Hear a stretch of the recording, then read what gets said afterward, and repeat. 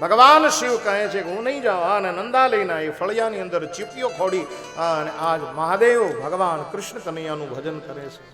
ખંડની અંદર સુતા સુતા ભગવાને વિચાર કર્યો કે બોલીને કહું કે ભગવાન શિવ આવ્યા છે. વળી વિચાર આવ્યો કે નાનું બાળક બોલે નહીં, મારી લીલામાં વિકસિત થાય, કરવું શું?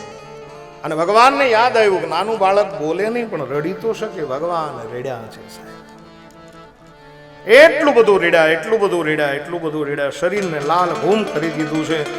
હું ઘણી વાર કથાની અંદર કહું, ભગવાન કૃષ્ણ કોના માટે રડે છે? ભગવાન કૃષ્ણ શિવ માટે રડે છે. ભગવાનનું રડવું અને જીવનું રડવું એમાં ઘણો ફેર છે.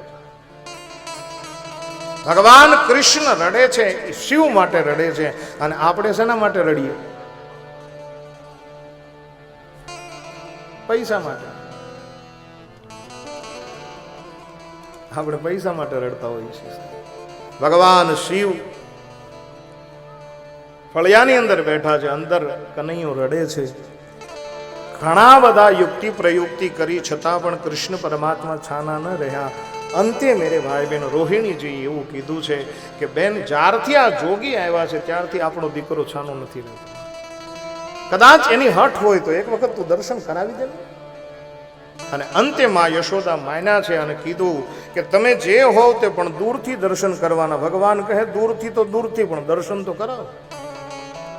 અને જ્યાં ખંડની અંદરથી કરોડો કામદેવને લજાવ્યું દિવ્ય રૂપ ભગવાન ઠાકોરજીનું લઈ અને માં યશોદા બહાર આવ્યા. ઘટના એ ઘટી કે ભગવાન કૃષ્ણએ રડવાનું બંધ કરી દીધું અને ભગવાન શિવે રડવાનું ચાલુ કરી દીધું.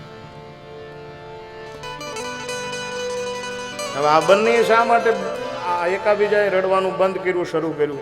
ભગવાન કૃષ્ણ કહે છે કે મારે માત્ર શિવને મળવું હતું, એટલા માટે હું રડવું બંધ કરી દઉં છું. અને ભગવાન શિવ એટલા માટે રડ્યા છે કે અખિલ બ્રહ્માંડનો નાથ, આની તાકાત કેવી! એક પલકની અંદર જેમ બેનો તાવડીમાં રોટલી ફેરવી નાખે એમ આખા બ્રહ્માંડને ફેરવી નાખવાની તાકાત વાળો ઈશ્વર આજ નંદ અને યશોદાના ઘરે રમણ કરે છે. આ જોઈ અને નંદ અને યશોદાના ભાગ્યની સરાહના કરતા કરતા શિવજી મહારાજ રડી પડ્યા છે. સુંદર મજાનું દર્શન થયું છે, પણ જેનું દર્શન થાય એનો સ્પર્શ કરે આવી એક ઈચ્છા ભગવાન શિવને થઈ. અને એમાં માં યશોદા કીધું કે તમને કઈ જ્યોતિષ આવડે છે? ત્યારે ભગવાન શિવે કીધું કે જ્યોતિષનું તો મારો ધંધો છે. બોલે તો આનું જોશ જોઈ ગયો ને. ત્યારે ભગવાન શિવે કીધું તો પછી એને એ બાળકને મારા ખોળાની અંદર આપવો પડે. યુક્તિ પ્રયુક્તિથી ભગવાન શિવ આજ કહે છે કે મને આનો સ્પર્શ થઈ જાય, આ બ્રહ્મનો હું સ્પર્શ સુખનો અનુભવ કરું.